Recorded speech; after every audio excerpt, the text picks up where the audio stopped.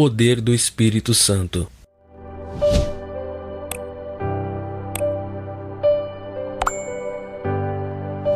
O anelo do homem e o presente de Deus. O ser humano tem dois grandes anelos.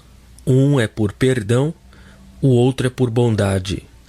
Consciente ou inconscientemente, seu ser interior anseia pelos dois. Há momentos em que até grita por eles, apesar de em sua agitação, confusão, solidão, medo e pressões, às vezes não saber pelo que ele está gritando. Deus respondeu este primeiro pedido de ajuda por perdão no Calvário. Deus enviou seu único Filho a este mundo para morrer por nossos pecados, para que possamos obter perdão. Isto é um presente, o presente da salvação. Este presente está sempre à disposição de todos que admitem com sinceridade que erraram, que pecaram. Ele é dado a todos que estendem a mão e aceitam o presente de Deus, recebendo Jesus Cristo como seu Senhor e Salvador.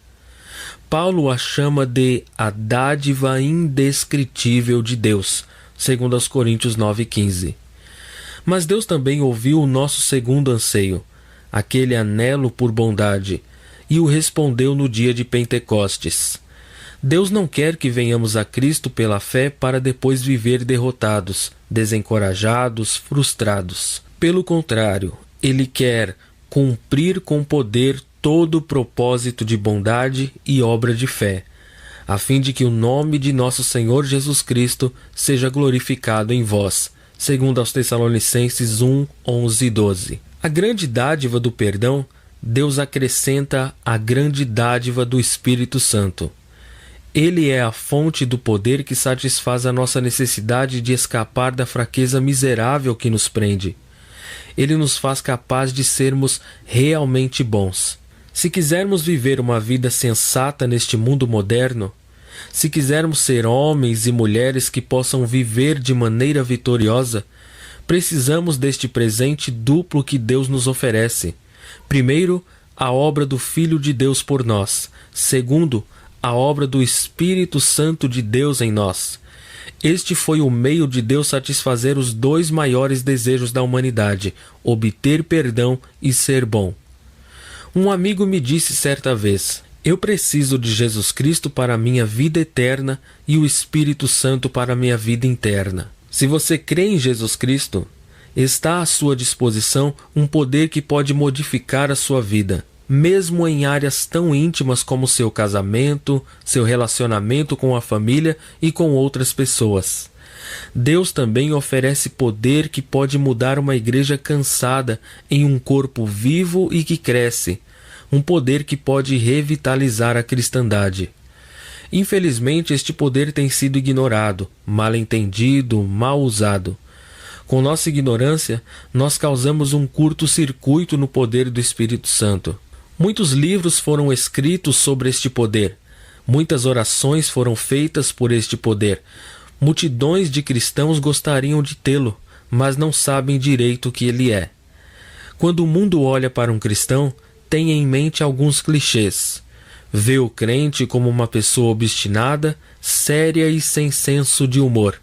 Alguém que não consegue fazer as coisas por si e, por isso, um Deus como muleta.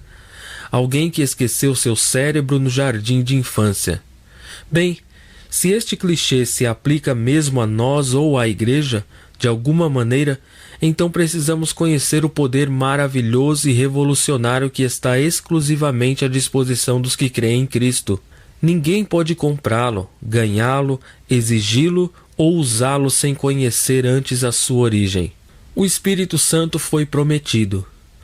Quando Jesus estava ensinando seus discípulos, preparando-os para o que ele sabia ser o fim, seu coração estava preocupado com eles, porque sabia que eles estavam confusos e tristes. Posso imaginá-lo indo de um em um, pondo seu braço ao redor do ombro deles. A cada um ele explicava em palavras simples, assim como nós o fazemos com nossas crianças, as verdades importantes que queria que eles entendessem. A certa altura ele disse: agora vou para junto daquele que me enviou, e nenhum de vós me pergunta: para onde vais?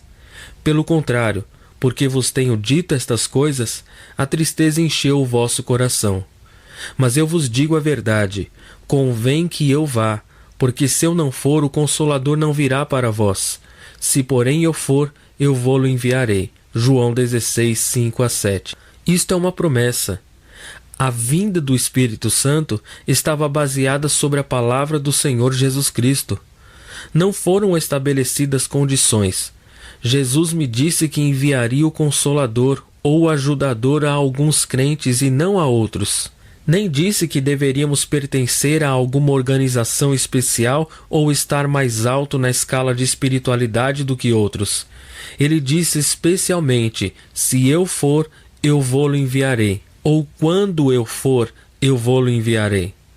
Quando Jesus faz uma promessa, ele não a quebra nem a esquece. Podemos duvidar da promessa de algum amigo ou de alguém da família. Podemos até duvidar das nossas próprias promessas feitas a outros. Mas Jesus nunca nos deu uma promessa que tenha alguma sombra de dúvida. Algumas pessoas rebaixam Jesus Cristo chamando-o de um grande líder ou um dos maiores líderes religiosos do mundo. Entretanto, no tocante a promessas, é interessante contrastar suas palavras com as de outros grandes líderes religiosos ou filosóficos.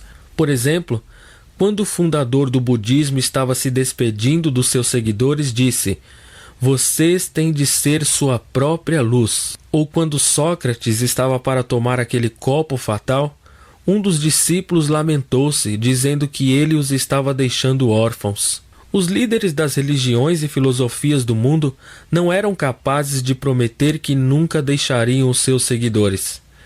Os discípulos de Jesus Cristo, no entanto, não foram deixados sós. Ele disse: "Não vos deixarei órfãos, voltarei para vós outros." João 14:18. É interessante notar que a palavra grega para órfãos é a mesma que o discípulo de Sócrates usou quando compreendeu que seu mestre o deixaria sozinho. Vejamos a promessa cumprida. Jesus disse que deixaria seus discípulos por algum tempo, o que de fato fez. Durante as horas terríveis da crucificação, morte e sepultamento, dúvidas cruéis tomaram conta das mentes dos que o amavam. Ele ainda não havia sido glorificado, e por isso a promessa do seu Espírito ainda não tinha se concretizado. Mas nós sabemos o que aconteceu. Deus o levantou dos mortos e lhe deu glória.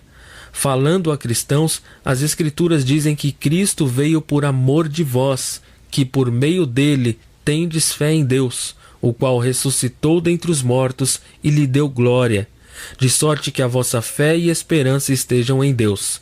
1 Pedro 1, 20 e 21. Deus tinha mandado esperar pelo Espírito que deveria vir. Jesus ressuscitou dos mortos e foi visto pelos seus discípulos. Incapazes de compreender o que estava acontecendo, eles não o reconheceram a princípio e ficaram assustados porque pensavam estar vendo um fantasma. Para confirmar sua realidade física, Jesus lhes disse que tocassem nele e até pediu algo para comer. Um fantasma não tem carne e ossos, não é? Nem poderiam comer, não é verdade? Então este era Jesus, não o Espírito que ele havia prometido. Mesmo assim, ele disse que continuassem esperando, ainda não chegara a hora. A promessa foi cumprida 50 dias depois, no dia de Pentecostes. Que dia! Para nós, com nossa mentalidade prática, terrena, científica, é difícil imaginar os acontecimentos impressionantes daquele dia. Atos 2, 1-4.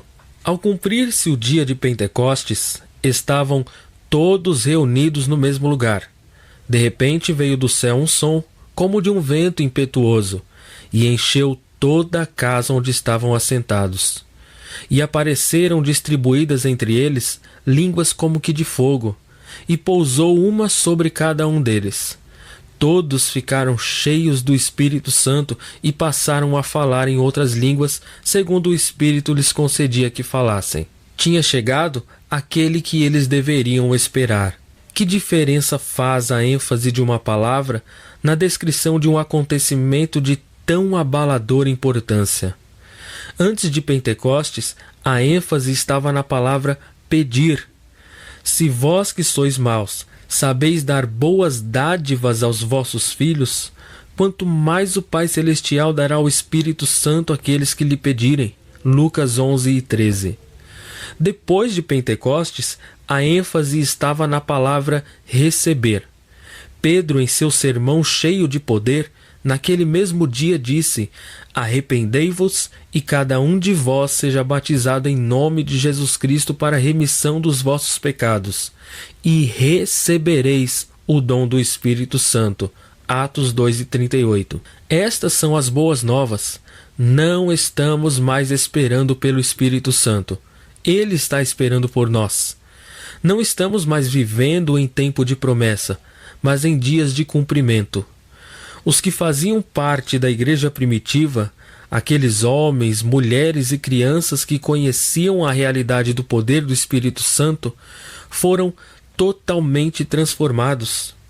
O ímpeto de poder que eles experimentaram no dia de Pentecostes é característico da época que nos deu o Novo Testamento. O Espírito Santo foi prometido, a promessa foi cumprida, os discípulos foram transformados e a glória disto tudo para nós é que Ele está presente em todo crente verdadeiro hoje em dia. Assim, o seu poder também está à disposição de nós hoje. Quem é esta pessoa que Cristo prometeu enviar à terra em seu lugar? Quem é esta pessoa que Ele usa para transformar a natureza humana? Quem é esta pessoa que pode dar a você poderes sobrenaturais para enfrentar qualquer dificuldade? E como você e eu podemos experimentar seu poder em nossas vidas todos os dias? Vejamos, quem é o Espírito Santo? Alguns anos atrás, um professor do 5º ano perguntou aos alunos de sua classe se alguém poderia explicar a eletricidade. Um rapaz levantou a mão. O professor perguntou: como você poderia explicar, Jimmy? Jimmy coçou a cabeça, pensou e respondeu: ontem à noite eu ainda sabia, mas agora esqueci. O professor sacudiu tristemente a cabeça e disse para a classe: que tragédia! A única pessoa no mundo que já entendeu a eletricidade e ele esqueceu. Este professor está na mesma situação que você e eu quando estudamos a doutrina da Trindade. Aceitamos o fato de que o Espírito Santo é Deus, assim como o Pai e o Filho são Deus. Mas quando temos de explicar, estamos num beco sem saída. Nos últimos anos foi falado e escrito sobre o Espírito Santo, possivelmente mais do que sobre qualquer outro tema religioso, excetuando o ocultismo. Isto aconteceu principalmente por causa da influência do movimento carismático, que tem sido chamado de a terceira força do cristianismo, ao lado do catolicismo e protestantismo. O movimento carismático mais recente, que tem algumas de suas origens no pentecostalismo histórico e dá ênfase ao Espírito Santo, este atualmente permeando profundamente a maioria das principais denominações, bem como o catolicismo. Podemos sentir como o assunto é vasto e como sabemos pouco sobre ele. Mesmo assim, Deus revelou em sua palavra tudo o que devemos saber. Surgirão neste livro muitas perguntas que crentes confusos e às vezes incultos tentaram responder. De fato, milhões de cristãos em todos os continentes estão fazendo estas perguntas. Estão procurando e merecem respostas bíblicas. Por exemplo, o que é o batismo do Espírito Santo? Quando ocorre? Falar em línguas é possível ou necessário hoje em dia? Existe uma experiência chamada segunda bênção? Para iniciar nosso estudo, temos de colocar bem no começo uma pergunta crítica: quem é o Espírito Santo? O Espírito Santo é uma pessoa. A Bíblia ensina que o Espírito Santo é uma pessoa. Jesus nunca chamou o Espírito Santo de isto quando falava dele. Em João 14:15 e 16, por exemplo, Jesus falou do Espírito Santo como Ele, porque Ele não é uma força ou uma coisa, mas uma pessoa. Falta instrução ou mesmo discernimento a alguém que trata o Espírito Santo como isto. Na Bíblia vemos que o Espírito Santo tem intelecto, emoções e vontade. Além disto, a Bíblia diz que ele faz coisas que uma força não faria, somente uma pessoa real. Ele fala, Apocalipse 2:7, quem tem ouvidos, ouça o que o Espírito diz às igrejas. Ao vencedor, dar-lhe-ei que se alimente da árvore da vida que se encontra no paraíso de Deus. Atos 13:2, e servindo eles ao Senhor e jejuando, disse o Espírito Santo, separai-me agora a Barnabé e a Saulo para a obra que os tenho chamado. Ele intercede. Do mesmo modo também o Espírito nos ajuda na fraqueza, porque não sabemos o que havemos de pedir como convém. Mas o mesmo Espírito intercede por nós com gemidos inexprimíveis. Romanos 8:26. Ele testifica. João 15:26. Quando, porém, vier o Consolador, que eu vos enviarei da parte do Pai, o Espírito da verdade que dele procede, esse dará testemunho de mim.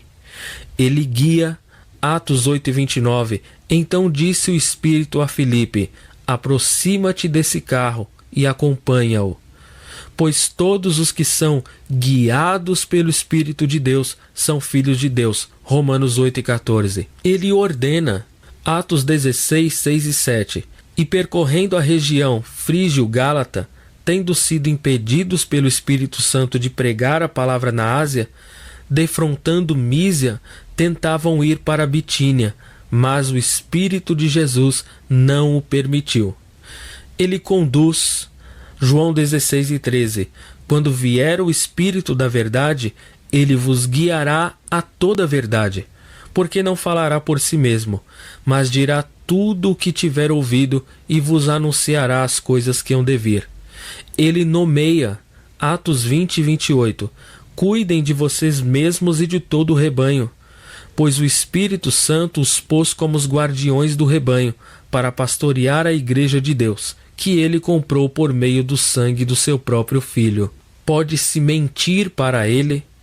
Atos 5:3 e 4.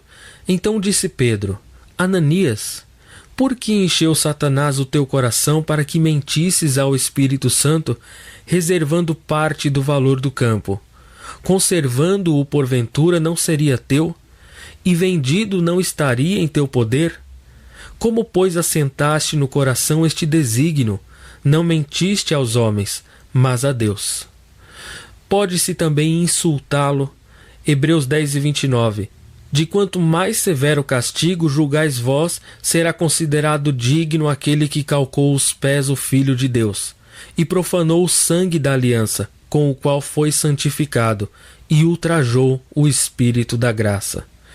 Pode-se blasfemar contra ele. Mateus 12:31 e 32. Por isso vos declaro, todo pecado e blasfêmia serão perdoados aos homens, mas a blasfêmia contra o Espírito Santo não será perdoada. Se alguém proferir alguma palavra contra o Filho do Homem, ser-lhe-á perdoado. Mas se alguém falar contra o Espírito Santo, não lhe será isto perdoado, nem neste mundo, nem no porvir. Pode-se também entristecê-lo. Efésios 4:30. E não entristeçais o Espírito de Deus, no qual fostes selados para o dia da redenção. Cada uma das emoções e atitudes que alistamos são características de uma pessoa. O Espírito Santo não é uma força impessoal, como a gravidade e o magnetismo. Ele é uma pessoa, com todos os atributos de uma personalidade. Mas não é só pessoa, também é divino. O Espírito Santo é uma pessoa divina. Ele é Deus. Em toda a Bíblia, podemos ver claramente que o Espírito Santo é o próprio Deus. Isto podemos deduzir dos atributos que a Escritura lhe confere. Estes atributos, sem exceção, são os do próprio Deus. Ele é eterno. Isto significa que nunca houve um momento em que ele não existiu. Hebreus 9:14. Muito mais o sangue de Cristo, que pelo Espírito eterno a si mesmo se ofereceu sem mácula a Deus, purificará a nossa consciência de obras mortas para servirmos ao Deus vivo. Ele é todo-poderoso. Lucas 1:35. Respondeu-lhe o anjo, descerá sobre ti o Espírito Santo, e o poder do Altíssimo te envolverá com a sua sombra. Por isso também o santo que de ti há de nascer será chamado Filho de Deus. Ele é onipresente, está em todo lugar ao mesmo tempo. Salmo 139, verso 7. Para onde mirei do teu espírito, ou para onde fugirei da tua presença? Ele sabe tudo, é onisciente. 1 Coríntios 2, 10 e 11. Mas Deus no-lo revelou pelo Espírito, porque o Espírito a todas estas coisas perscruta, até mesmo as profundezas de Deus. Porque qual dos homens sabe as coisas do homem, senão o próprio Espírito que nele está? Assim também as coisas de Deus ninguém as conhece, senão o Espírito de Deus. Ele é chamado também Deus. Atos 5, 3 e 4. Então disse Pedro a Ananias: por que encheu Satanás o teu coração para que mentisses ao Espírito Santo, reservando parte do valor do campo? Conservando-o porventura não seria teu? E vendido não estaria em teu poder? Como, pois, assentaste no coração este desígnio?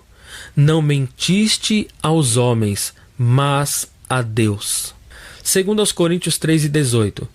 E todos nós, com o rosto desvendado, contemplando como por espelho a glória do Senhor, somos transformados de glória em glória, na sua própria imagem, como pelo Senhor, o Espírito. Ele é o Criador.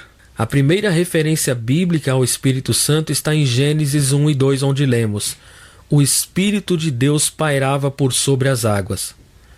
No entanto, Gênesis 1 e 1 diz: no princípio criou Deus os céus e a terra. E em Colossenses 1, escrevendo à igreja de Colossos sobre o Senhor Jesus Cristo, no meio de outras grandes verdades, Paulo nos diz: nele foram criadas todas as coisas, nos céus e sobre a terra, as visíveis e as invisíveis, sejam tronos, sejam soberanias, quer principados, quer potestades. Tudo foi criado por meio dele e para ele. Ele é antes de todas as coisas, nele tudo subsiste. Aqui é conservada em ordem a harmonia. Colossenses 1, 16 e 17. Assim, Deus Pai, Deus Filho e Deus Espírito Santo estavam juntos criando o mundo. É da máxima importância para todos os cristãos compreender e aceitar estes fatos, tanto na teologia como na prática.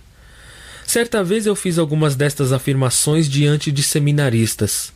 Um deles perguntou: geralmente ele é mencionado por último. Isto não implica em inferioridade? Só que em Romanos 15, 20, ele não é mencionado por último. Rogo-vos, pois, irmãos, por nosso Senhor Jesus Cristo e também pelo amor do Espírito, que luteis juntamente comigo nas orações a Deus a meu favor. E em Efésios 4 e 4, Paulo diz: há somente um corpo e um espírito, como também fostes chamados numa só esperança da vossa vocação. Mais que isto, a colocação usual das três pessoas da Trindade no Novo Testamento tem a ver com sua sequência e função. Dizemos, por exemplo, que oramos ao Pai através do Filho, no poder do Espírito Santo. Eu já mostrei antes que, em termos de função, o Pai veio primeiro, depois o Filho se encarnou, morreu e ressuscitou. Agora o Espírito atua nesta era do Espírito. A sequência não prejudica a igualdade, só tem a ver com função e cronologia. A Trindade. Quando comecei a estudar a Bíblia anos atrás, a doutrina da Trindade foi um dos problemas mais complexos que encontrei. Nunca cheguei a uma conclusão satisfatória, porque parte dela é mistério. Apesar de não entendê-la totalmente até hoje, aceito-a como revelação de Deus. A Bíblia me ensina que o Espírito Santo é um ser vivo. É uma das três pessoas da Trindade. Explicar e ilustrar a Trindade é uma das tarefas mais difíceis que se pode dar a um cristão. O Dr. David McKenna contou-me certa vez que Doug, seu pequeno filho, lhe perguntou: Deus Pai é Deus? Ele respondeu: sim. Jesus Cristo é Deus? Sim. O Espírito Santo é Deus? Sim. Então como Jesus pode ser seu próprio Pai? David pensou rápido. Eles estavam naquele momento sentados em um velho Chevrolet 1958. Escute, filho, ele respondeu. Ali debaixo do capô está a bateria. Eu posso usá-la para acender as luzes, tocar a buzina e dar partida no carro. Como isto acontece é um mistério, mas acontece, concluiu. A Bíblia nos ensina a realidade da Trindade, tanto no Antigo como no Novo Testamentos.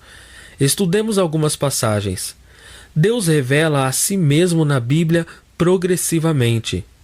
Mas há indicações desde o começo do livro de Gênesis de que Deus existe em 3 pessoas, Pai, Filho e Espírito Santo, e que estas 3 pessoas constituem o único Deus. O cristianismo é trinitário, não unitário. Ao mesmo tempo, há um só Deus e não 3, deixando claro que o cristianismo não é politeísta. A Bíblia começa com uma afirmação majestosa: no princípio criou Deus os céus e a terra. Estudiosos de hebraico me disseram que na língua hebraica há 3 graus de número: singular, 1, dual, 2 e plural, mais de 2. A palavra traduzida por Deus em Gênesis 1 e 1 é plural, indicando mais de 2. Matthew Henry diz que ela significa a pluralidade de pessoas na deidade, Pai, Filho e Espírito Santo. Este nome de Deus em plural confirma nossa fé na doutrina da Trindade, que é claramente revelada no Novo Testamento, apesar de só levemente sugerida no Antigo. Vemos no relato da criação que Deus, desde o início, nos fornece algumas indicações da verdade de que a deidade se compõe de mais de uma pessoa. Em Gênesis 1:26, Deus diz: façamos o homem à nossa imagem, conforme a nossa semelhança. Tenha ele domínio sobre os peixes do mar, sobre as aves dos céus, sobre os animais domésticos, sobre a terra e sobre todos os répteis que rastejam pela terra. Mais adiante, em Gênesis 3:22, o Senhor Deus disse: eis que o homem se tornou como um de nós, conhecedor do bem e do mal. E em Gênesis 11:6 e 7, o Senhor disse: eis que o povo é um, e todos têm a mesma linguagem. Isto é apenas o começo.